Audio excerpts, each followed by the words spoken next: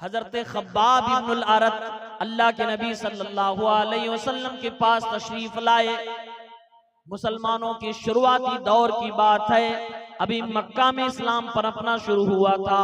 दुश्मनानों ने इस्लाम को दबाने के लिए सहाबे किराम को निशाना बनाना शुरू कर दिया। हमारे नबी सल्लल्लाहु अलैहि वसल्लम पर ताबड़तोड़ हमले करने शुरू कर दिए। आपके खानदान को निशाना बनाने लगे, आपकी आल औलाद को निशाना बनाने लगे, खुद आपकी जात को निशाना बनाने लगे। आपको रूहानी तौर से तकलीफ देनी शुरू कर दी, जिस्मानी भी तकलीफ देनी शुरू कर दी। यहाँ तक कि हमारे नबी के घर में जब खाना बनने लगता, आपके घर के बर्तनों में जानवर की ओझड़ियां, गंदगियां डाली जाने लगी। अल्लाह के नबी जब अब खाने काबा की सहन में इन्नल हम्दुलिल्लाह नहमदुहु व नस्तईनुहु व नस्तगफिरुहु व नऊज़ु बिल्लाहि मिन शुरूरि अनफुसिना व मिन सय्यिआति अमालिना मन यहदिहिल्लाहु फला मुदिल्ल लहु व मन युद्लिल फला हादिय लहु व अशहदु अल्ला इलाहा इल्लल्लाहु वहदहु ला शरीक लहु व अशहदु अन्न मुहम्मदन अब्दुहु व रसूलुहु या अय्युहल्लज़ीना आमनुत्तकुल्लाहा हक्क तुकातिही व ला तमूतुन्न इल्ला व अंतुम मुस्लिमून। या अय्युहन्नासुत्तकू रब्बकुमुल्लज़ी खलक़कुम मिन नफ्सिन वाहिदा व खलक़ मिन्हा ज़ौजहा व बस्स मिन्हुमा रिजालन कसीरन व निसाअ वत्तकुल्लाहल्लज़ी तसाअलून बिही वल अर्हाम इन्नल्लाहा काना अलैकुम रक़ीबा। या अय्युहल्लज़ीना आमनुत्तकुल्लाहा व क़ूलू क़ौलन सदीदा युस्लिह लकुम अअमालकुम व यग़फिर लकुम ज़ुनूबकुम व मन युतिइल्लाहा व रसूलहु फ़क़द फ़ाज़ फ़ौज़न अज़ीमा।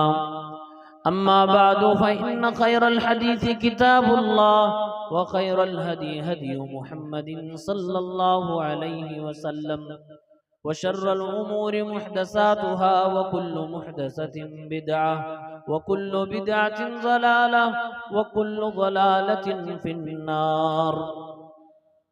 अऊज़ु बिल्लाहि मिनश शैतानिर रजीम। बिस्मिल्लाहिर रहमानिर रहीम। क़ुतिल अस्हाबुल उख़दूद अन्नारि ज़ातिल वक़ूद। हज़रात उलमाए किराम, इस्लामी भाइयों, नौजवान साथियों,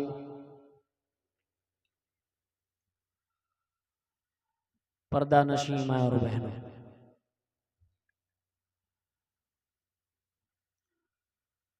जो लोग जाग रहे हैं वो हकीकत में अभी भी जिंदा है, और जो लोग पिंडाल में आने के बाद काफी कुछ सुनने के बाद सो रहे हैं, वो एक छोटी मौत के शिकार हो चुके हैं। अब अगर मैं ऐसे में जनाजे की दुआ पढ़ के मामला खत्म कर दूं तो बोलिए गलती है मेरी? शुरू करूं अल्लाहुम्मा अग़फ़िर लि हय्यिना व मय्यितिना? नहीं। तो अपने अपने बगल के लोगों को जो सोए हुए हैं उन्हें अगर जगा सकते हैं तो जगा दीजिए।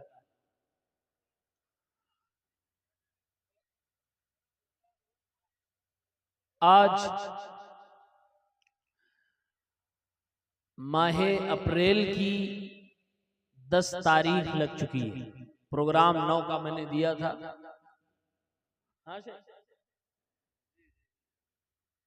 ये सन 2025 चल रहा है। बहुत कुछ बदल चुका है और बहुत कुछ बदलने की कोशिश की जा रही है। यहां तक कि अमन को खौफ में बदलने की कोशिश की जा रही है। मुसलमान हमेशा ये अपने जहन में बिठा के रखता है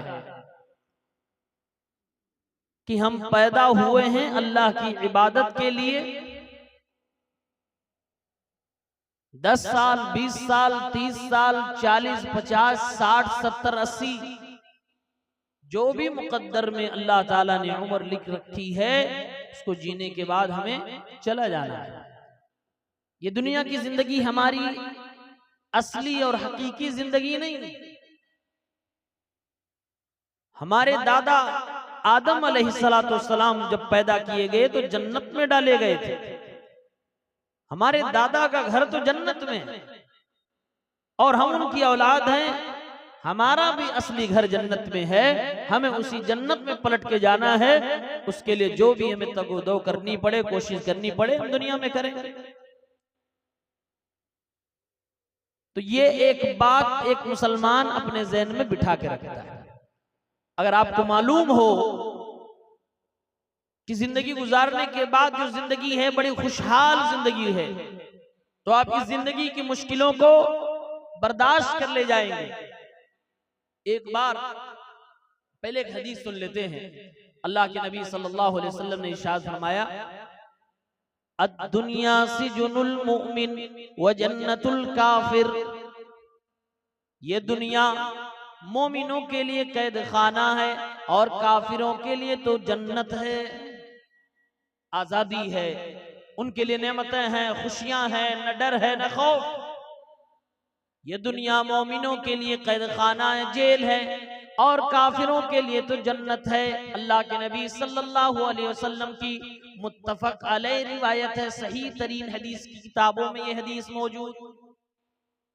मिस्र के अंदर इब्ने हजर रहमतुल्लाहि अलैहि अपने दौर में जज के ओहदे पर फाइज, जज बने। अब जज को क्या प्रोटोकॉल हासिल होता है और आप अच्छी तरह से जानते हैं। जज एक अच्छी गाड़ी पे बैठता है और उसके एक दो बॉडी गार्ड भी होते हैं। इब्ने हजर रहमतुल्लाहि अलैहि 9वीं सदी हिजरी के अंदर 852 में उनकी वफात हुई। उससे पहले का यह माजरा है कि वो एक सवारी पे बैठे हैं जो सवारी घोड़े की है, और घोड़े की सवारी को जो थाम रहा है, जो लेके चल रहा है, वो एक यहूदी थी जो कि गैर मुस्लिम था और इस्लाम की निगाह में काफिर।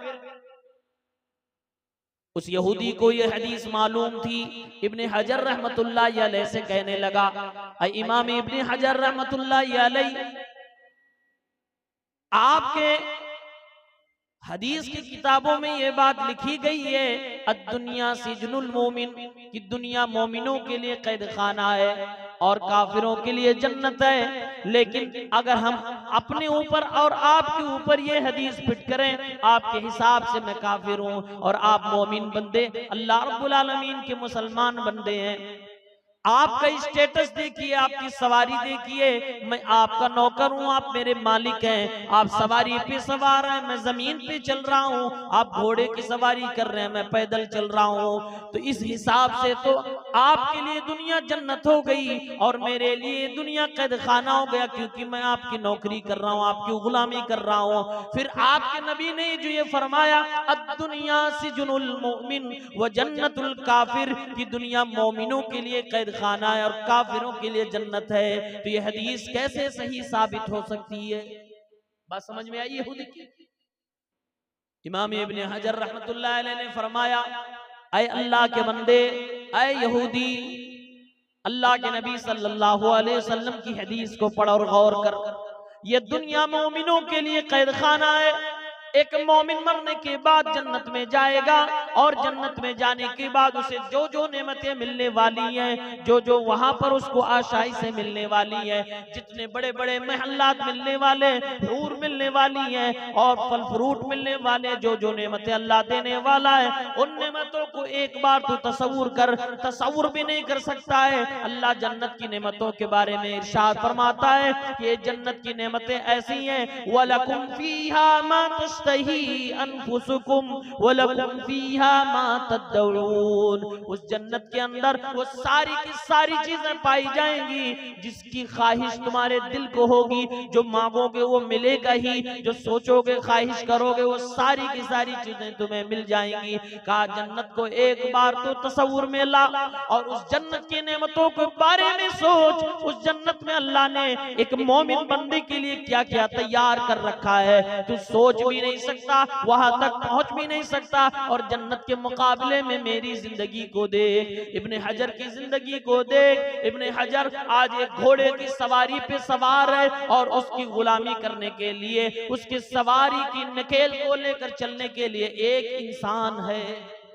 का जन्नत की नेमतों का मुकाबला मेरी इस दुनिया की जिंदगी से कर, तुझे मालूम हो जाएगा कि सच में जन्नत के मुकाबले में ये दुनिया की नेमतों भरी जिंदगी अगर मिल भी गई तो ये कैद खाना ही है। इस दुनिया की नेमत को आप एक लिमिट में इस्तेमाल कर सकते हैं, अनलिमिटेड नहीं इस्तेमाल कर सकते, हमेशा के लिए नहीं इस्तेमाल कर सकते। बसा औकात होता ये है कि नेमतें हमारे पास हैं, हम ही बीमार हो गए तो हम उस नेमत का मजा नहीं ले सकते। तो कहा कि ये मुकाबला जो तुम्हें करना है तो मेरा और अपना मुकाबला न करो, मेरी दुनिया की जिंदगी का और आखिरत जो जन्नत में मिलने वाली है उस जिंदगी का मुकाबला करो। तुम्हें हदीस 100% सही नजर आएगी और तुम अपने आप को काफिर कह रहे हो और फिर कह रहे हो कि दुनिया हमारी इतनी खतरनाक है। इब्ने हजर रहमतुल्लाह अलैह ने फरमाया दुनिया के अंदर जो भी अल्लाह ताला से बगावत करता है, कुफ्र करता है, जो भी शिर्क की जिंदगी गुजार कर अल्लाह को नाराज कर रहा है, वो आदमी अपनी दुनिया की परेशानी को अगर मुकारना करना चाहता है तो अल्लाह रब्बुल आलमीन ने मुशरिकों के लिए, काफिरों के लिए, मुनाफिकों के लिए, गद्दारों के लिए जो जहन्नम तैयार कर रखी है उस जहन्नम की जिंदगी से मुकाबला करे।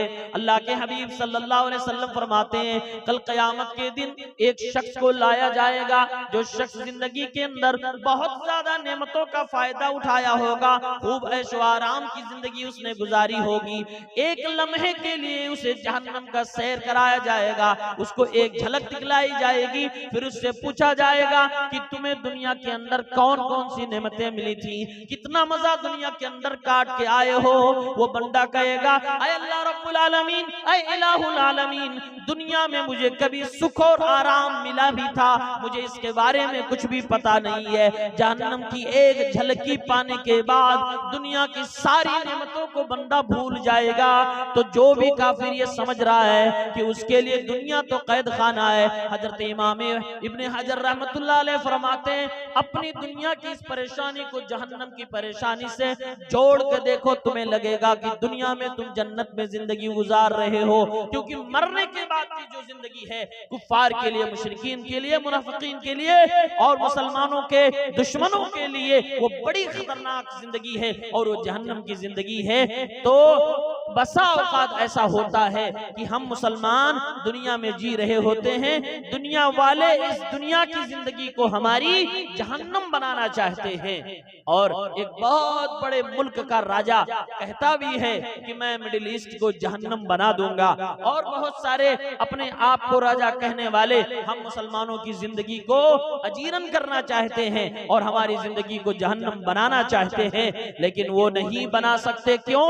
क्योंकि मुसलमान बस दो ही चीजें सोचता है। हमारे हबीब ने फरमाया, अल्लाह के नबी सल्लल्लाहु अलैहि वसल्लम ने इरशाद फरमाया एक मोमिन बंदा, एक मुसलमान बंदा हमेशा खैर और भलाई की जिंदगी गुजारता है अगर उसके अंदर ये दो चीजें पाई जाएं। अल्लाह के हबीब इरशाद फरमाते हैं अगर उसे अल्लाह नेमतें अता फरमाने लगे, अगर वो दुनिया के खजानों को पाने लगे, अगर उसकी जिंदगी में खुशियां ही खुशियां आने लगे और वो बंदा अल्लाह रब्बुल आलमीन का शुक्रिया अदा करने लगे तो ये बंदा कामयाब बंदा है। लेकिन अगर कोई मुसलमान कलमा पढ़ने वाला, ईमान वाला बंदा, उसकी जिंदगी में परेशानियां आने लगी, टेंशन आने लगे, गम आने लगे और उसकी जिंदगी में बहुत सारी आजमाइशें आने लगी, अगर वो सब्र कर ले जाए तब भी वो बंदा खैर के साथ है, तब भी वो भलाई के साथ है, उसका कोई बिगाड़ नहीं सकता। अल्लाह के नबी की इस हदीस का मतलब ये है अगर एक मुसलमान अपनी जिंदगी में ये दो चीजें ले आए कि जब नेकियां,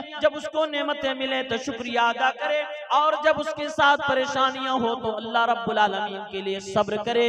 पूरी दुनिया मिल जाए, किसी भी मुसलमान को टेंशन नहीं दे सकती, किसी भी मुसलमान को परेशान नहीं कर सकता, किसी भी मुसलमान को उसको रंजो गम में मुब्तला नहीं कर सकता, क्योंकि वो मुश्किलों में सब्र करना जानता है और खुशियों के वक्त में वो शुक्र करना जानता है। तो मुसलमानों के पास ये दो बहुत बड़ी नेमत है। अल्हम्दुलिल्लाह मुसलमान सब्र करने वाला भी है, शुक्र करने वाला भी है। दुनिया लाख चाहे कि हमें परेशान कर ले, हमें बर्बाद करना चाहे और कानून पे कानून बनाए पास करे, लेकिन मुसलमानों अपने दिमाग में बिठा के रखना, ये चंद साला जिंदगी है, मरने के बाद दोबारा अल्लाह के पास जाना है, उसी की तैयारी करनी है। कोई हमारा क्या कर सकता है, इससे ज्यादा क्या कर पाएगा कि जान ले लेगा, उससे ज्यादा कोई कुछ नहीं कर सकता है। ये हमें और आपको अपने दिमाग में बिठा के रखना चाहिए। अच्छा, आजमाइशों के दौर आते हैं, आप जितने अल्लाह के करीबी होंगे उतने ही आपकी आजमाइश हो। ये भी हमारे नबी सल्लल्लाहु अलैहि वसल्लम ने हदीस पाक में इरशाद फरमाया। सही बुखारी की रिवायत, हजरत खब्बाब इब्नुल अरत अल्लाह के नबी सल्लल्लाहु अलैहि वसल्लम के पास तशरीफ लाए। मुसलमानों के शुरुआती दौर की बात है, अभी मक्का में इस्लाम पनपना शुरू हुआ था। दुश्मनानों ने इस्लाम को दबाने के लिए सहाबे किराम को निशाना बनाना शुरू कर दिया। हमारे नबी सल्लल्लाहु अलैहि वसल्लम पर ताबड़तोड़ हमले करने शुरू कर दिए। आपके खानदान को निशाना बनाने लगे, आपकी आल औलाद को निशाना बनाने लगे, खुद आपकी जात को निशाना बनाने लगे। आपको रूहानी तौर से तकलीफ देनी शुरू कर दी, जिस्मानी भी तकलीफ देनी शुरू कर दी। यहाँ तक कि हमारे नबी के घर में जब खाना बनने लगता, आपके घर के बर्तनों में जानवर की ओझड़ियां, गंदगियां डाली जाने लगी। अल्लाह के नबी जब आप खाने काबा की सहन में आकर नमाज पढ़ते तो अल्लाह के नबी की गर्दन में कपड़े डालकर आपको जान से मारने की कोशिश की जाने लगी। अल्लाह के नबी सल्लल्लाहु अलैहि वसल्लम को मजनू, दीवाना, पागल न जाने क्या क्या कहा जाने लगा। आपके सहाबा को मारा जाने लगा, हजरत बिलाल को मारा जाने लगा, हजरत सुमैया को शहीद कर दिया गया, हजरत यासिर को मारा जाने लगा। लोगों को एक एक करके ये निशाना बनाने लगे ताकि इस्लाम बढ़ना बंद हो जाए और इस्लाम की इशाअत हो रही है वो रुक जाए। लेकिन अल्लाह ताला को इस दीने हबीब को, दीने इस्लाम को कायनात के चप्पे चप्पे में पहुंचाना था, इसलिए अल्लाह ताला ने मक्के की उस गली में, खाने काबा के सहन में पनपने वाले उस इस्लाम को अल्लाह ने वो तरक्की अता फरमाई कि दुनिया के कोने कोने में इस्लाम पहुंच गया।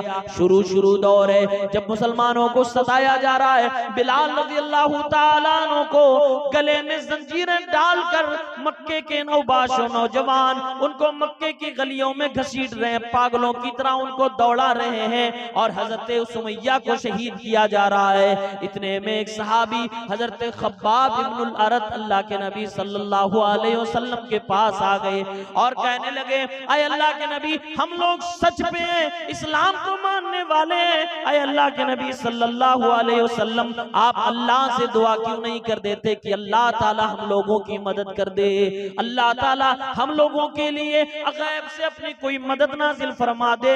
एक सहाबी ने ये बात कह दी। अल्लाह के नबी सल्लल्लाहु अलैहि वसल्लम चाहते तो दुआ कर देते, लेकिन अल्लाह के नबी तरबियत कर रहे हैं, अभी तो शुरू है, अभी इससे बड़ी बड़ी आजमाइशें आएंगी, इससे ज्यादा हो सकता तुमको सताया जाए। अल्लाह के नबी ने मिसाल दी और फरमाया, ऐ मेरे प्यारे सहाबी हजरत खब्बाब, तुमसे पहले जो लोग इस दुनिया में थे और उन्होंने इस्लाम का कलिमा पढ़ा, कलिमा पढ़ने वाले थे, ईमान लाने वाले थे, मुसलमान थे, उनको तुमसे ज्यादा बुरी सजाएं दी जाने लगी थी।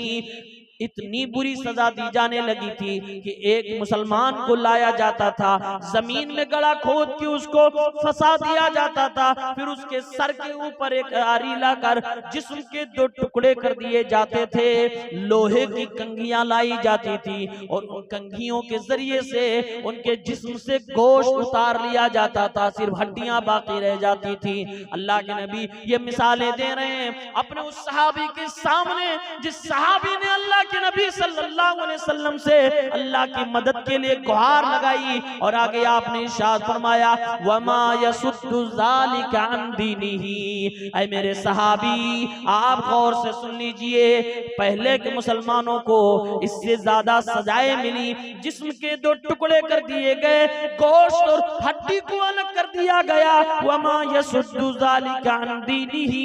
लेकिन इतनी बड़ी सजा पाने के बाद भी उस बंदे को, उस मुसलमान को इस्लाम से कोई जर्रा बराबर हटा नहीं सका। अपने दीन पर, अपने इस्लाम पर वो कायम व दायम रहा। यानी अल्लाह के नबी इरशाद फरमा रहे, ऐ मेरी उम्मत के लोगों, जब भी तुम कलिमा पढ़ोगे, इस्लाम पर चलोगे, तुमको आजमाया जाएगा, तुमको सताया जाएगा।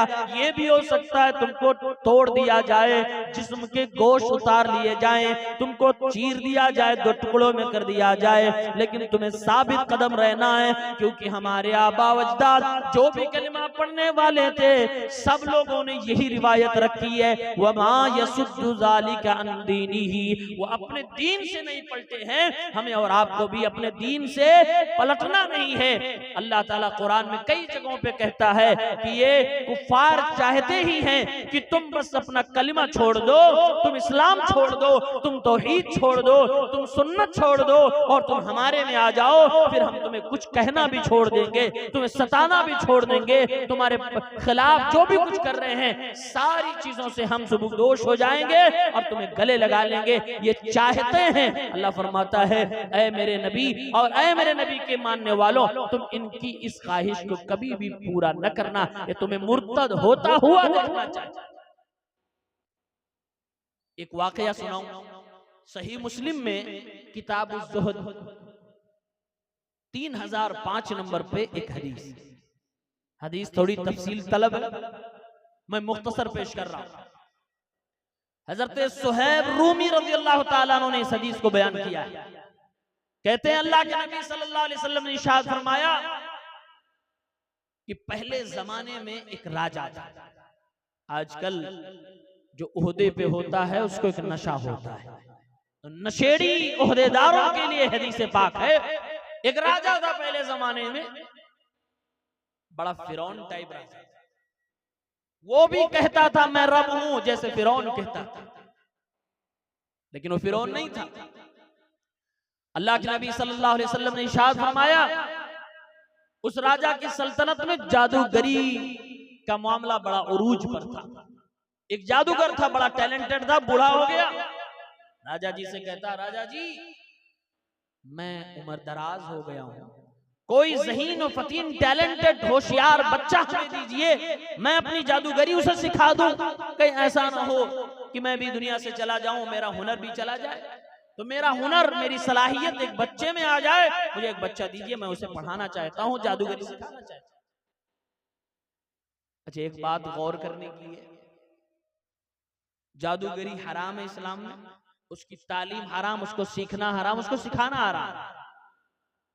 लेकिन जादूगर है तो हुनरमंद, अपने हुनर का वो भी चाहता कि मेरा हुनर मेरे साथ दफन न होने पाए, और उसके लिए एक बच्चे का मुतालबा करता है। हम मुसलमानों के पास दीन का इल्म है, कुरान का इल्म है, शरीयत का इल्म है, आसमान का इल्म है, सबसे प्यारा इल्म है। हम लोगों को भी अपनी सलाहियत अपने बच्चों के अंदर डालनी चाहिए।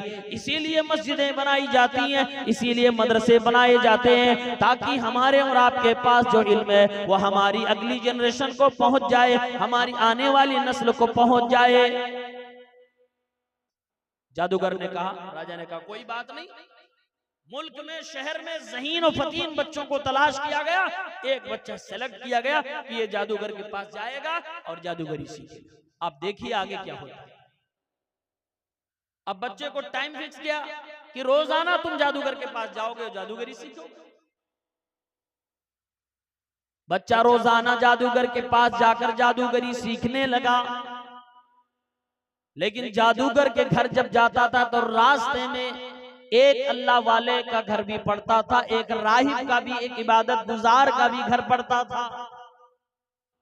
अब जादूगर का घर आगे, बीच में एक इबादत गुजार अल्लाह का बंदा है जो उस जमाने का नेक इंसान है, तौहीद परस्त है, उसका भी घर पड़ता। बच्चे ने देखा एक अल्लाह का बंदा है, इबादत करता है, उसके पास जाकर बैठता, सलाम दुआ जो भी उस जमाने में था वो करता। अब ये इबादत गुजार अल्लाह वाला बंदा, ये राहिब उस बच्चे से गुफ्तगू करने लगा, अपनी तालीमात उस बच्चे को देने लगा। बच्चे को इसकी तालीमात अच्छी लगने लगी। अब रोजाना जब ये जादूगर के पास जाता था तो रास्ते में एक बार एक लम्हे के लिए, कुछ देर के लिए उसी राहिब के पास भी ठहर जाया करता था। वहां ठहरने की वजह से जादूगर के पास जाने में लेट हो जाता। जादूगर ने एक दिन उस बच्चे की पिटाई कर दी, पिटाई कर दिया, लेट क्यों हो गई। अब ये आकर अपने उस्ताद से, उस राहिब से कहता कि मेरा जादूगर मुझे मारता, मैं लेट हो जाता हूँ, कोई तरकीब बताइए। उस इबादत गुजार अल्लाह वाले ने तरकीब बताई कि जब जादूगर तुमसे लेट होने के बारे में पूछे तो कह दो हबसनी अहली, मेरे घर वालों ने मुझे रोक लिया। और जब वापस घर जाओ और घर वाले तुम्हें रोकने, घर वाले तुमसे पूछने लगे कि तुम क्यों लेट कर गए, क्यों इतनी ताखीर से आए हो, तो कह देना कि मेरे उस्ताद जादूगर ने मुझे रोक लिया था। ये तरकीब तो जाहिरन झूठी है, यानी उस्ताद झूठ बोलने के लिए कह रहा है, लेकिन हदीस के शारहीन ने इसको कहा है कि ये मसलहत की बुनियाद पे था, और बाज लोगों ने कहा ये तौरिया था और तौरिया कर सकते थे, जायज। बहरहाल ये तरकीब बता देगी, बच्चे का काम ऐसे चलने लगा। ये जादूगर के पास भी जा रहा, रास्ते में राहिब के पास भी रुक के, यहाँ दीन की तालीम ले रहा है, वहाँ जादूगरी, यहाँ ईमान वहाँ कुफ्र, यहाँ तौहीद वहाँ शिर्क सीख रहा है। दोनों एक बच्चा सीख रहा है, दोनों एक बच्चा जान रहा है। ऐसे ऐसे गुजरता गया, लड़का कंफ्यूज हो रहा है। क्या कंफ्यूज हो रहा है कि ये इसका वाला ज्यादा सही है कि उसका वाला सही है, कोई जजमेंट नहीं ले पा रहा है। एक दिन घर से वापस आ रहा था, देखा रास्ते में भीड़ लगी है। आज भी ना रास्ते में जाम लगा हो तो आज हमारे इस जनरेशन के बच्चे क्या करते हैं, हेलो गाइज देखो भीड़ लगी है, रोड जाम है, रास्ता यही तो यही करते ना, यही करते हैं आज के लड़के। वो बच्चा क्या कर रहा था, आइए देखते। हदीस के अल्फाज हैं, वो बच्चा अपने घर से निकला, देखा रास्ता जाम है, लोगों की भीड़ लगी है। जब जरा आगे बढ़ के देखता है कि रास्ता क्यों जाम है, तो उसे मालूम चला कि रास्ते में कोई खतरनाक जानवर है। बाज हदीस के शारहीन ने लिखा कि सांप था, जहरीला सांप था, बाज लोगों ने लिखा कि शेर था। दोनों ही खतरनाक है, सांप के करीब जाएंगे डस लेगा, मर जाएंगे, शेर के करीब जाएंगे ये चीर फाड़ कर इंसान को खा जाएगा। कोई भी किनारे नहीं जा रहा था, इसलिए रोड पे इज़्दिहाम और रश होता चला जा रहा था। जब ये बच्चा करीब आता है, इसके दिमाग में एक तरकीब आती है और ये अपने आप से बात करने लगता है, आज तो मैं पता कर ही लूंगा कि मेरा राहिब वाला जो मेरा उस्ताद जो राहिब है वो अफजल है कि जादूगर जो मेरे उस्ताद है वो अफजल है। दोनों में सही कौन है, दोनों में गलत कौन है, क्योंकि दोनों की तालीमात एक दूसरे की अपोजिट है, विपरीत है। दोनों तो सही हो नहीं सकते, दोनों में अफजल कौन, दोनों में सही कौन, आज मैं फैसला कर ही लूंगा। फैसला करने जा रहा, कैसे? उस्ताद अपने घर पे दोनों मौजूद हैं। बच्चे ने एक पत्थर उठाया और अल्लाह रब्बुल आलमीन से दुआ करनी शुरू कर दी। अल्लाहुम्मा इन काना अमरुर राहिबी अहब्बा इलैका मिन अमरि साहिर फक्तुल हाज़िहि दाब्बा हत्ता यमज़ी अन्नास।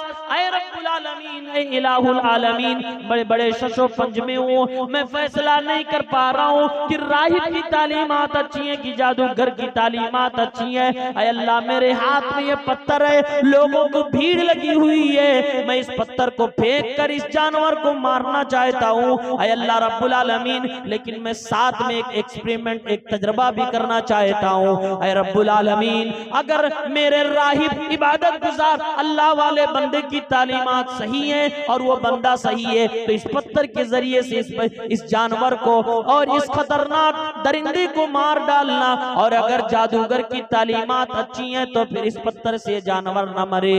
ये कहकर उस बच्चे ने पत्थर फेंका और उस पत्थर को लगने के बाद वो जानवर मर गया। हत्ता यमज़ी अन्नास, सारा का सारा रश खत्म हो गया, सारी की सारी भीड़ खत्म हो गई, लोग आने जाने लगे, मामला खत्म हो गया। ये बच्चा वहां से उठा, खुशी खुशी अपने पहले उसी राहिब उस्ताद के पास गया और पूरा माजरा बयान किया। मैं आज रास्ते में आ रहा था तो मेरे साथ ऐसा वाकया पेश आया। उस्ताद को आकर सारी बात बता रहा है।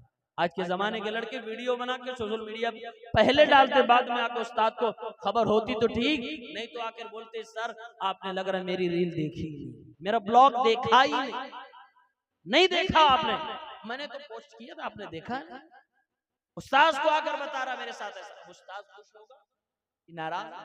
उस्ताद खुश हो गया। राहिब ने कहा या बुनैया, आए मेरे प्यारे बच्चे, जो तुमने माजरा सुनाया और जो तुमने अपनी करामत बताई कि अल्लाह रब्बुल आलमीन ने तुम्हारे उस पत्थर के जरिए से उस जहरीले उस दरिंदे जानवर को कत्ल कर दिया, और तुमने जो शर्त लगाई थी गोया कि अल्लाह ने तुम्हारी शर्त का जवाब दे दिया और अल्लाह ताला ने तुझे ये बता दिया कि किसकी तालीम अच्छी है।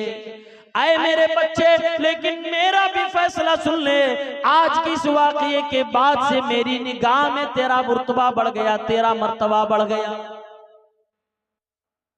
तू मुझसे अफजल हो गया, तू तो अल्लाह का वली है, तेरे ऊपर अल्लाह की करामतों का ज़ुहूर हो रहा है, तूने अपने करामत के जरिए से लोगों को राहत पहुंचाई है। ऐ मेरे बच्चे, मेरा तजर्बा बयान कर रहा है, मैं ये जानता हूं कि तुझे आजमाया जाएगा, अब तेरे ऊपर आजमाइशों का पहाड़ टूट जाएगा। फला तदुल्ला अलैया, ऐ मेरे प्यारे बच्चे, अगर तुझे आजमाया जाए और तू कहीं फंस जाए, कहीं तू पकड़ लिया जाए, तो मेरे बारे में किसी को ना बताना। ऐसा भी उस्ताद होता है। उस्ताद कह रहा मुझे मत बताना, पकड़ लिए जाना तो मुझे मत बताना। बच्चा बड़ा वफादार है, ठीक है नहीं बताऊंगा। अब दिन ब दिन उस बच्चे की करामत का तस्करा पूरे शहर के अंदर होने लगा, यहाँ तक कि वो राजा की कोठी जहाँ पे वो बादशाह रहा करता था, अपने वजीरों के साथ दरबार लगाया करता था, उन्हीं में एक बड़ा वजीर था जिसकी आंखें नहीं थी, जिसको दिखाई नहीं देता था। उसको मालूम चला कि एक बच्चा है जो लोगों को जो दुआएं दे देता हो कबूल हो जाती है। अगर कोई कोढ़ का मरज है, अगर वो दुआ कर दे तो उसको शिफा मिल जाती है। कोई अंधा है, अगर वो बच्चा दुआ कर दे उसकी बीनाई वापस आ जाती है तो मिनिस्टर है तो वजीर सारे खजाने जमा करता है और उसी बच्चे के पास आकर पहुंच जाता है। हदीस के अल्फाज हैं फजमा माहा होना, जो भी उसके पास था सारे खजाने जमा करके बच्चे के पास आकर कहता है, अरे बच्चे, मैंने तुम्हारे बारे में ये चीजें सुनी है, अगर तुम मेरी बीनाई वापस कर दो, मुझे शिफा दे दो, तो ये जो कुछ खजाने मौजूद है वो सब कुछ सब मैं तुम्हें दे दूंगा, तुम्हें गिफ्ट कर दूंगा, हदिया कर दूंगा। आज के ओझा जी होते तो क्या कहते? हाँ, मैं ठीक कर देता हूँ, मैंने हजारों ठीक किए, मैं लाखों ठीक कर सकता हूँ। ऐसे डॉक्टर भी बोलते हैं, ओझा भी बोलते हैं, ये गलत जुमला है। उस बच्चे ने तौहीद सिखाई, फौरन टोकने लगा, अय मिनिस्टर साहब, अय वजीर साहब, ये जुमला मत कहिए कि मैं शिफा देता हूँ। अल्लाह की कसम, मैं किसी को शिफा नहीं दे सकता। बीमारों को शिफा देना ये अल्लाह रब्बुल आलमीन का काम है, अल्लाह के अलावा कोई किसी को शिफा नहीं दे सकता। हाँ, मेरी एक शर्त होती है लोगों से, अपने मरीजों से मैं एक शर्त लगाता हूँ, फ़इन अंत आमनता, अगर तू ईमान ले आए और अभी मेरे सामने कलमा पढ़ ले तो मैं अल्लाह से दुआ करूंगा, अल्लाह ताला तुझे जरूर शिफा अता फरमा देगा। ये मेरी कंडीशन होती है, ये मेरी शर्त होती है। लोगों को ईमान की बदौलत अल्लाह रब्बुल आलमीन शिफा अता फरमाता है। शिफा अल्लाह देता है, मैं शिफा नहीं देता हूँ। सामने वाले मिनिस्टर का अकीदा उस बच्चे ने दुरुस्त कर दिया।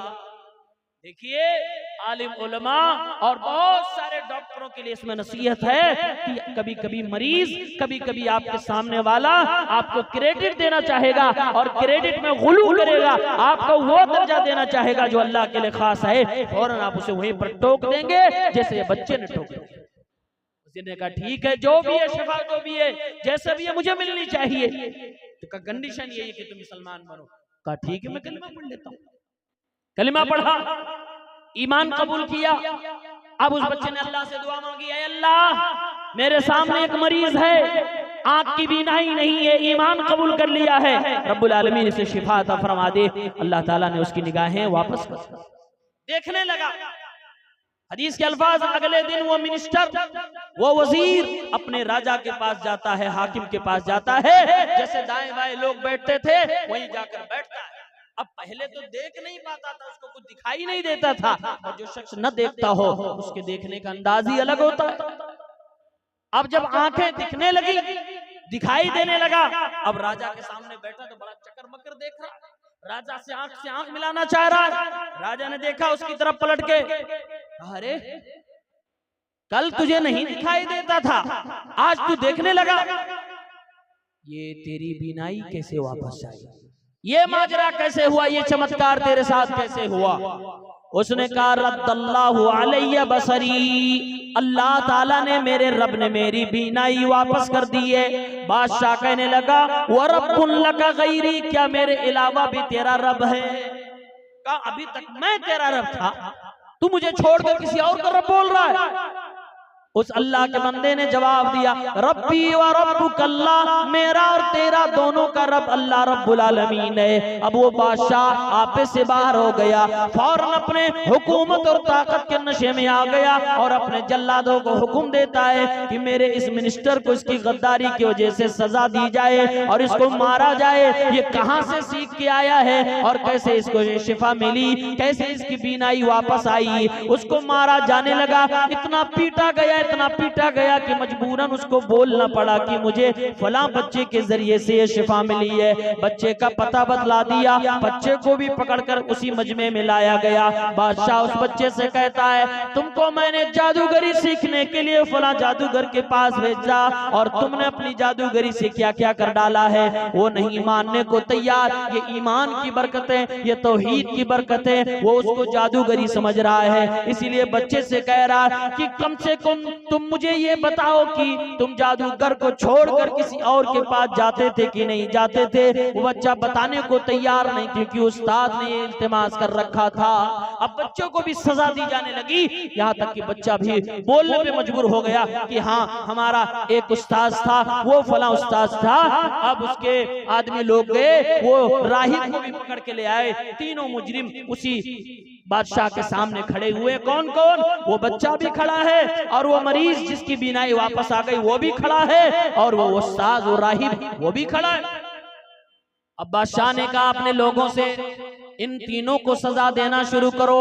शुरुआत इस मरीज से की जाए जिसकी बीनाई वापस आ गई। अगर ये मुझे अपना रब मानने को तैयार है तो छोड़ दिया जाए, और अगर ये किसी और को रब मान रहा है तो इसको मार दिया जाए, कत्ल कर दिया जाए। उसने अल्लाह को रब माना, अल्लाह के साथ गद्दारी ना की, उसको जान से मार दिया गया। मारने का अंदाज सही मुस्लिम के अल्फाज है, उस इंसान को लाया गया और उसके सर के ऊपर आरी रखी गई, जिस्म के दो टुकड़े कर दिए गए। जिस्म का एक हिस्सा इधर गिरा, जिस्म का दूसरा हिस्सा इधर गया, और वो आदमी दो हिस्सों में बट गया। जिस्म के दो टुकड़े हो गए, लेकिन जबान पे शिर्क के जुमले न लाया। अल्लाह को छोड़कर किसी को उसने अपना रब न माना। अब उस्ताद को लाया गया, राहिब को लाया गया, उसे भी मारा जाने लगा। इसी तरह से भयानक सजा उसे भी दी गई और उसको भी मार दिया गया, शहीद कर दिया गया। जब गुलाम बच्चे की बारी आई तो बादशाह अपने लोगों से कहता है, ये तो अपना बच्चा था, मैं अपने हाथों से इसे मारना नहीं चाहता हूँ, मैं इसे सजा ऐसी इबरतनाक देना चाहता हूँ कि सारे शहर के लोग इससे सबक हासिल कर लें। इसको बुरी मौत मारना चाहता, आसान मौत यही सामने नहीं देना चाहता। बादशाह ने ऑर्डर किया कि चंद लोग इस बच्चे को लो और जाओ फला पहाड़ के ऊपर, पहाड़ की बुलंदी पे चढ़ जाना और खूब ऊंचाई पे पहुंचने के बाद इस बच्चे को वहीं से जमीन पे या समंदर के अंदर डाल देना, पहाड़ की बुलंदी से फेंक देना, ये ताकि मर जाए, इसका मामला खत्म हो जाए। ले गए लोग, पहाड़ की बुलंदी पे पहुंच गए, बच्चा भी साथ में, चेहरे पे कोई घबराहट नहीं, कोई परेशानी नहीं, अल्लाह वाला है, तौहीद वाला। अल्लाह ताला उस बच्चे को अपना दोस्त बना चुका है। और अल्लाह ने हदीस कुदसी में इरशाद फरमाया, मन आदली वलियन फकद आज़नतुहु बिल हर्ब, जो भी मेरे नेक बंदों से दुश्मनी करेगा वो मुझसे जंग का ऐलान कर रहा है, मैं उससे जंग का ऐलान कर रहा हूँ, वो मेरे मुकाबले में आ रहा है, वो मुझसे मुकाबला करने को तैयार हो जाए। उस बादशाह ने अल्लाह वाले एक मोमिन मुसलमान को चैलेंज किया, वो अल्लाह का दोस्त था, अल्लाह का वली था, उसको चैलेंज करके बादशाह ने अल्लाह रब्बुल आलमीन को चैलेंज कर दिया। अब रब्बुल आलमीन जिसको बचाने पे आ जाए उसे कोई मार नहीं सकता। पहाड़ हिलने लगा। कैसे? वो बच्चा दुआ करने लगा, उसे मालूम हो गया कि आज ये मुझे मारना चाहते हैं। अल्लाह से दुआ मांगी, अल्लाहुम्मा कफिनीहिम बिमा शि'ता, ऐ मेरे मौला ये लोग मुझे मारना चाहते हैं, ऐ अल्लाह मुझे पहाड़ से नीचे फेंक कर मुझे मारना चाहते हैं, ऐ मेरे मौला मेरी दुआ ये है कि इनके साथ तू जैसा बेहतर समझे ऐसा कर दे, ऐ अल्लाह इनके लिए तू काफी हो जा, ऐ रब्बुल आलमीन तू इनको हमसे दूर कर दे। उस बच्चे ने दुआ मांगी। हदीस के अल्फाज है, फरजफल जबल, वो पहाड़ हिलने लगा, थर्राने लगा। उस बच्चे की दुआ कबूल हो गई और पहाड़ थर्राने लगा। सारे के सारे लोग पहाड़ की चोटी से गिरे और वहीं पर मर गए। वो बच्चा सही सलामत बच गया और नीचे उतर के वापस आया। फमशा इलल मलिक, बादशाह के पास जाके सामने खड़ा हो जाता है। अब वो बादशाह जिसने अपने हवारियों मवारियों को भेजा था कि इसको पहाड़ की बुलंदी से जाकर गिरा देना, मार देना, वो सामने देखता है कि बच्चा मेरे सामने खड़ा। कहने लगा, मा फ़अल अस्हाबुक, ये तुम्हारे साथियों का क्या हुआ? ये मेरे लोगों का क्या हुआ? तुम बच के आ गए, वो कहां गए? बच्चे ने कहा, कफानी अल्लाहु बिहिम, अल्लाह ताला मेरी तरफ से उनसे बदला ले चुका है। वो कैफरे किरदार तक पहुंच चुके हैं, वो सब के सब मर चुके हैं, अब तुम्हें नजर नहीं आएंगे।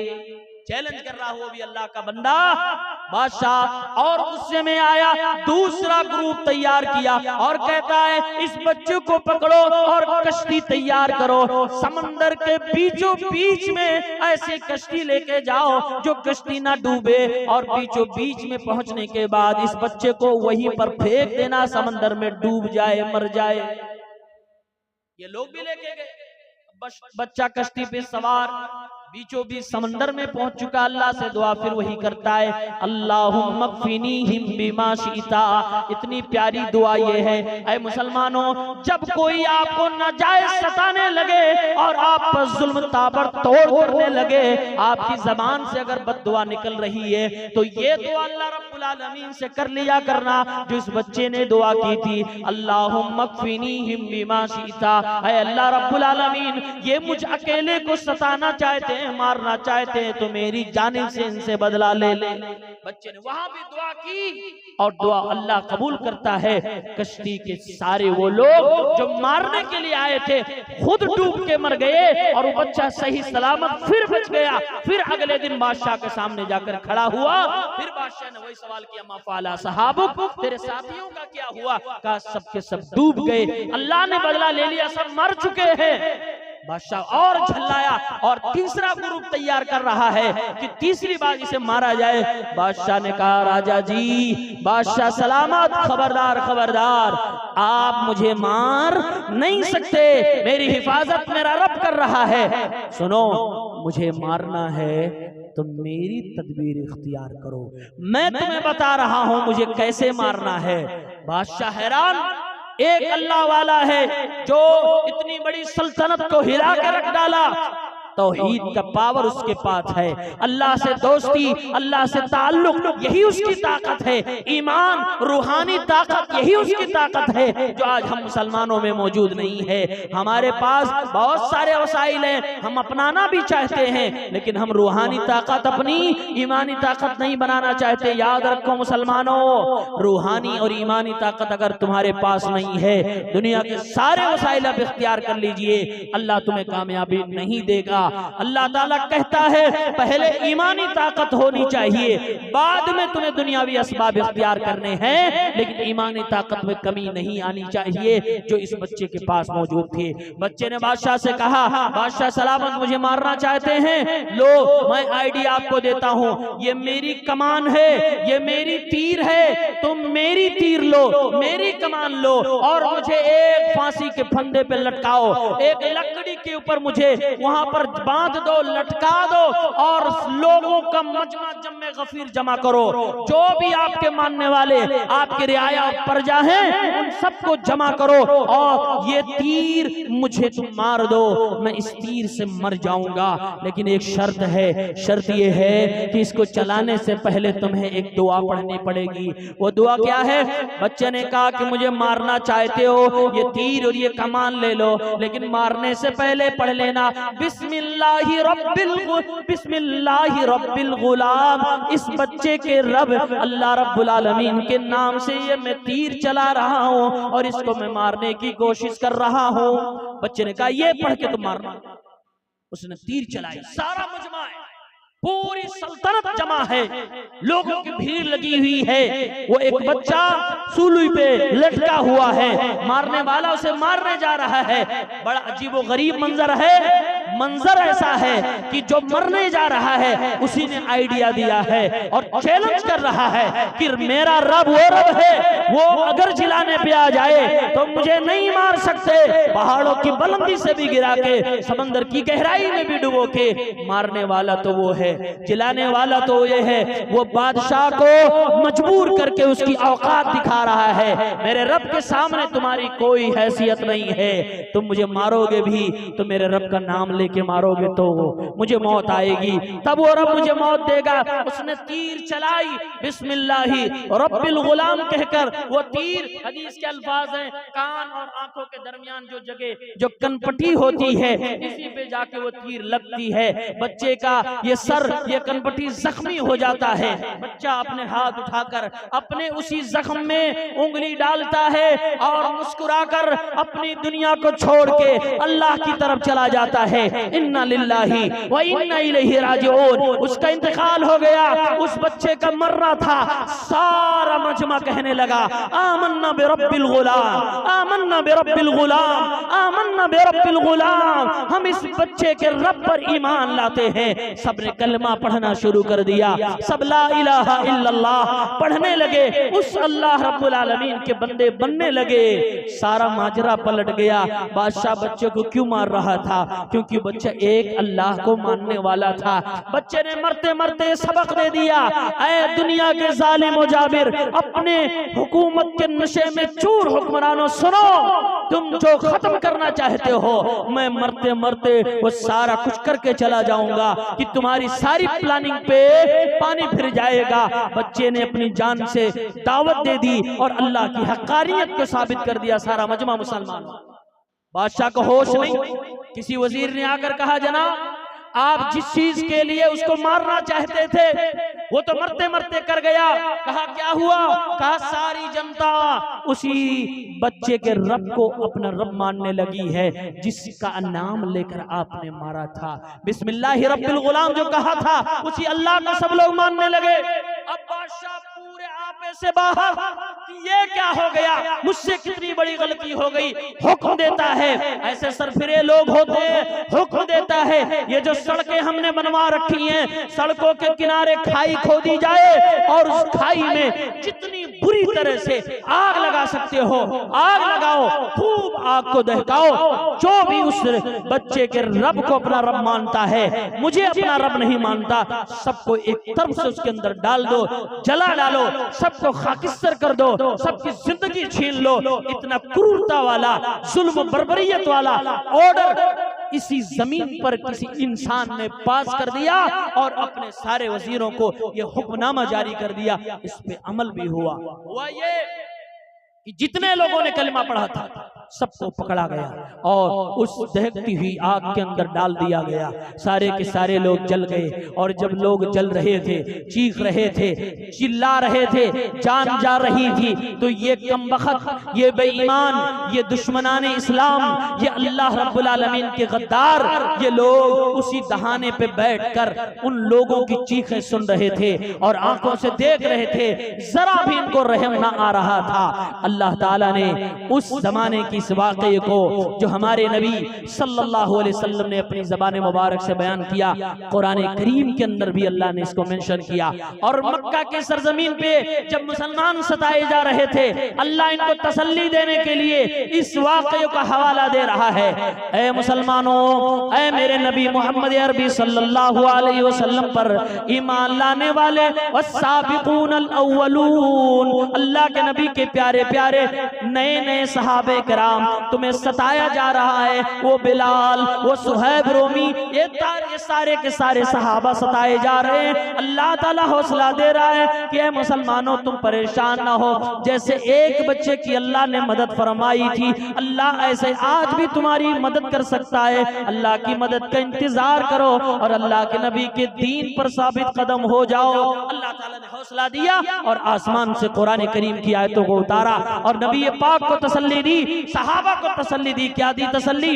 वस्समाइ ज़ातिल बुरूज वल यौमिल मौऊद व शाहिदिन व मशहूद कुतिल अस्हाबुल उखदूद अन्नारि ज़ातिल वक़ूद।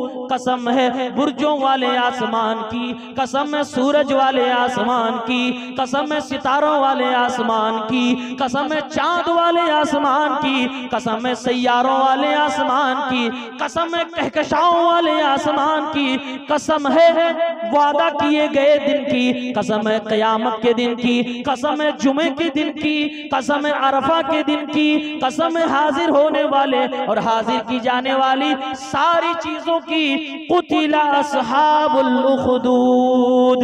ऐ मेरे नबी, ये जो वाक़या आपने बयान किया, ये गुज़िश्ता राजा और उस बच्चे के जो भी आपने बारे में आपने बताया, ऐ मेरे नबी, ऐ मुसलमानों, क़यामत तक के मुसलमानों सुनो, अल्लाह फरमा रहा है कुतिला अस्हाबुल उखदूद।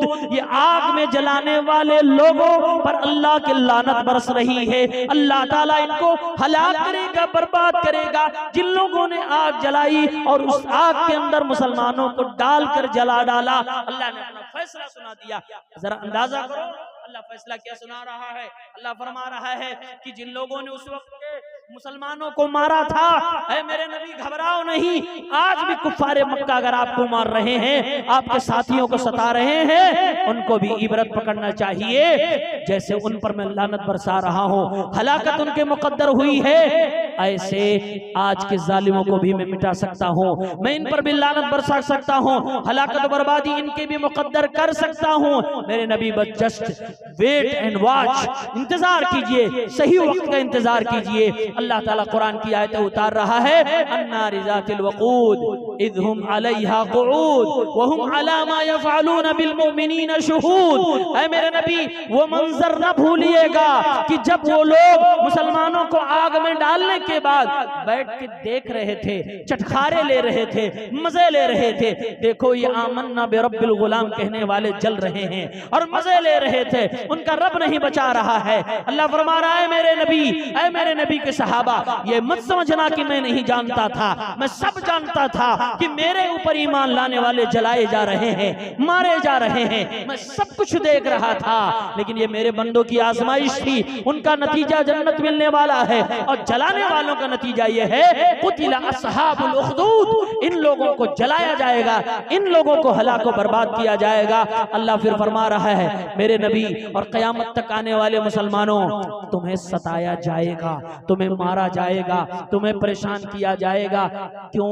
तुम्हारी गलती क्या होगी? गलती तुम्हारी सिर्फ एक है, वमा नक़मू मिनहुम इल्ला अन युमिनू बिल्लाहिल अज़ीज़िल हमीद। अल्लाह ने फरमाया उन लोगों को इसलिए मारा गया क्योंकि वो लोग अल्लाह रब्बुल आलमीन पर ईमान ले आए थे। लहू मुल्कुस समावाति वल अर्द वल्लाहु अला कुल्ली शैइन शहीद। अल्लाह रब्बुल आलमीन की बादशाहत आसमानों में भी, जमीनों में भी, आसमानों जमीनों के दरमियान भी है। अल्लाह हर चीज को देखने वाला है, अल्लाह हर चीज पर गवाह है, अल्लाह हर चीज को जानने वाला है। वो अल्लाह ताला ने जवाब दे दिया कि ये मेरे बंदो, मैं सब जानता था, लेकिन मैंने अपने बंदों के लिए जन्नत तैयार कर रखी थी, उनके लिए शहादत तैयार कर रखी थी, इसलिए आखिरत उनकी बन गई है।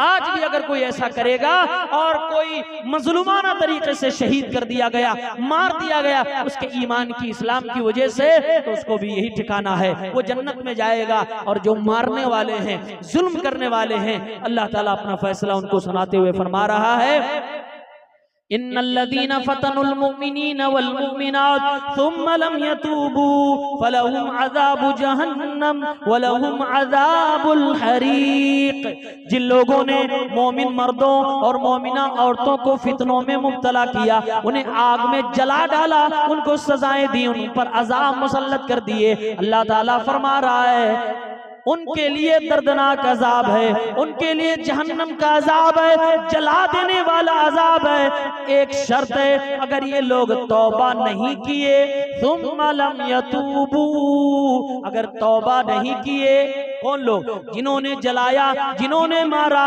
अगर मारने से पहले इन लोगों ने तौबा नहीं किया, वलहुम अज़ाबु जहन्नम, इनको जहन्नम का अजाब दिया जाएगा, वलहुम अज़ाबुल हरीक, जलाने वाला अजाब दिया जाएगा, इनको भी जला के राख कर दिया जाएगा। मैं यहाँ थोड़ा सा आपको तवज्जो दिलाकर अपनी बात खत्म करूंगा। अल्लाह ताला ने क्या फरमाया? सुम्मा लम यतूबू। किसके बारे में? ये वही राजा और वो मिनिस्टर जिन लोगों ने नहरें खोदी, रोड के किनारे आग जलाया और मुसलमानों को जला के भून डाला। अल्लाह उन मुजरिमों के बारे में फरमा रहा है, सुम्मा लम यतूबू, अगर इन्होंने तौबा न किया तो इनके लिए जहन्नम है और जलाने वाला अजाब है। मालूम ये हुआ, अगर ये लोग तौबा कर ले तो क्या अल्लाह माफ कर देगा? सवाल है ना कि जिन्होंने मुसलमानों को सताया, मुसलमानों को जलाया, मुसलमानों को मारा, लेकिन मारने के बाद, मरने से पहले खुद उन्होंने तौबा कर लिया, इस्लाम कबूल कर लिया, तो क्या उनके ऊपर ये अजाब लागू होगा? अल्लाह फरमा रहा सुम्मा लम यतूबू, उन पर ये अजाब नहीं ना लागू होगा, उनको मैं माफ कर दूंगा। कैसे माफ करूंगा? वहुवल गफूरुल वदूद, अल्लाह की पकड़ तो सख्त है, लेकिन अल्लाह ताला माफ करने वाला भी है, अल्लाह ताला मोहब्बत करने वाला भी है, प्यार करने वाला भी है। अल्लाह ताला माफ करने के साथ प्यार करने वाला है। ये इसलिए बता रहा है क्योंकि अल्लाह दुनिया वालों को याद दिला रहा है, ऐ दुनिया वालों, तुम जो भी गुनाह कर लिए हो, शिर्क कर लिए, कुफ्र कर लिए, कत्ल कर लिए, तुमने जुल्म कर लिया, तुमने न जाने कौन कौन से गुनाह कर लिए, लेकिन अगर तुम तौबा कर लोगे, मुझसे माफी मांग लोगे और तुम मुझसे रो रो कर गिड़गिड़ा गिड़गिड़ा कर तौबा कर लोगे, मैं तुम्हारा शिर्क भी माफ कर दूंगा, तुम्हारा कुफ्र भी माफ कर दूंगा, तुम्हारा निफाक भी माफ कर दूंगा और तुम्हारी हर गुनाहों को माफ करके तुम्हें बख्श दूंगा। सिर्फ माफ ना करूंगा, वहुवल गफूरुल वदूद, माफ करने के बाद तुमसे मोहब्बत भी करूंगा, तुमसे प्यार भी करूंगा, तुम्हें चाहूंगा भी जैसे अपने मोमिन बंदों को चाहता हूं। अल्लाह ताला का करम देखिए, रब्बुल आलमीन की उसअत रहमत देखिए कि जो अल्लाह के वलियों को, अल्लाह के दोस्तों को मारने वाली कौम है, अल्लाह ताला अपने किताब हकीम जो क़यामत तक के लिए है, मुजरिमों के लिए भी, मोमिनों के लिए भी, जालिमों के लिए भी, मजलूमों के लिए भी, रब्बुल आलमीन उस किताब के अंदर अपनी रहमत की दरिया दिखा रहा है, उसअत दिखा रहा, फरमा रहा है तौबा कर लो, माफ तो करूंगा, साथ में मोहब्बत भी करूंगा।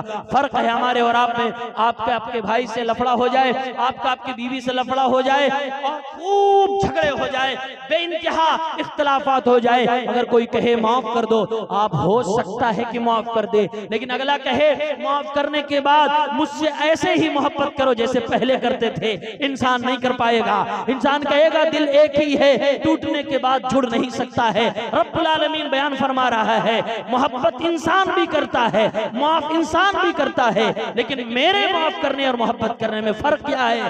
ये कि मैं बड़े से बड़े गुनाह माफ करता हूं, तौबा करनी पड़ेगी, और माफ करने के बाद मोहब्बत भी मैं करता हूं। इसीलिए इमाम हसन बसरी रहमतुल्लाहि अलैह जब ये आयत पढ़ते थे, इन्नल्लज़ीना फतनुल मुमिनीना वल मुमिनात सुम्मा लम यतूबू, यही ठहर जाते, दिन उनके बदन पे कंपी तारी हो जाती और खुश भी होते और कहते लोगों उन्जुरू इला हाज़ल करम, ऐ दुनिया वालों, ऐ गुनहगारों, ऐ लोगों, अल्लाह रब्बुल आलमीन के इस करम को देखो, अल्लाह ताला की इस उसअत रहमत के देखो।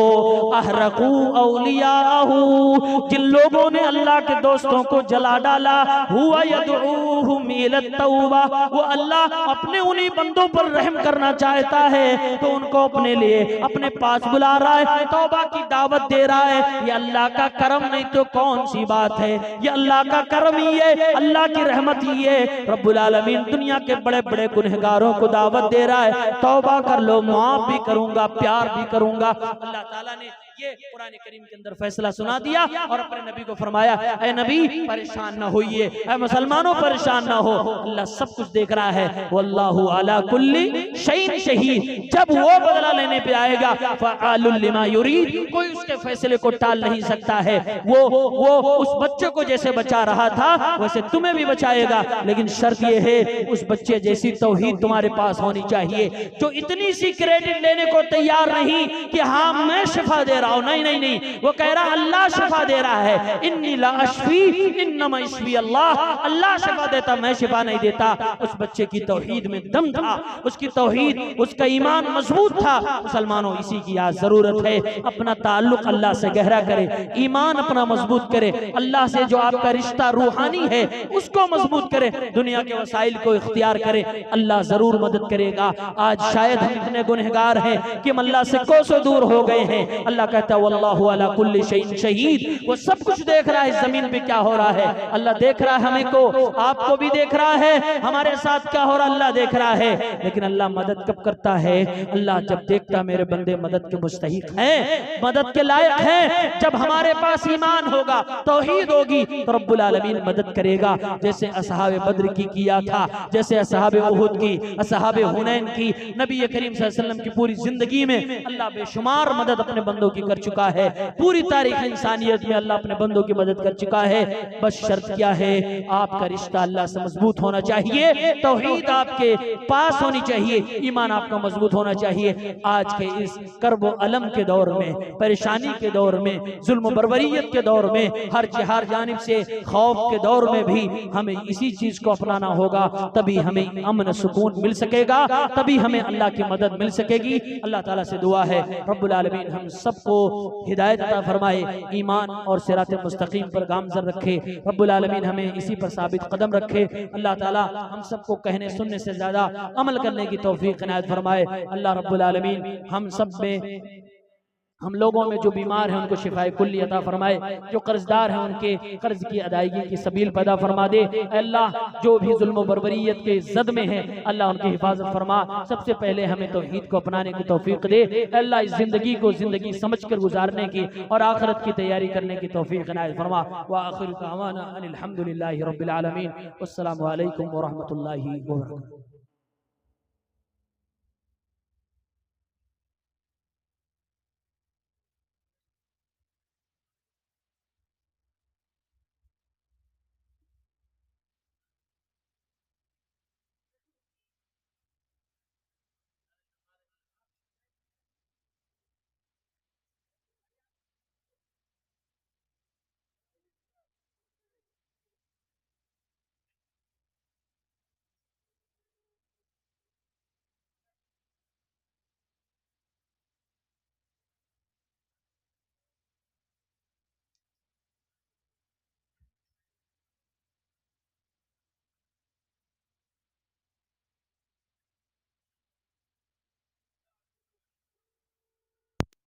Maulana Shah. Please.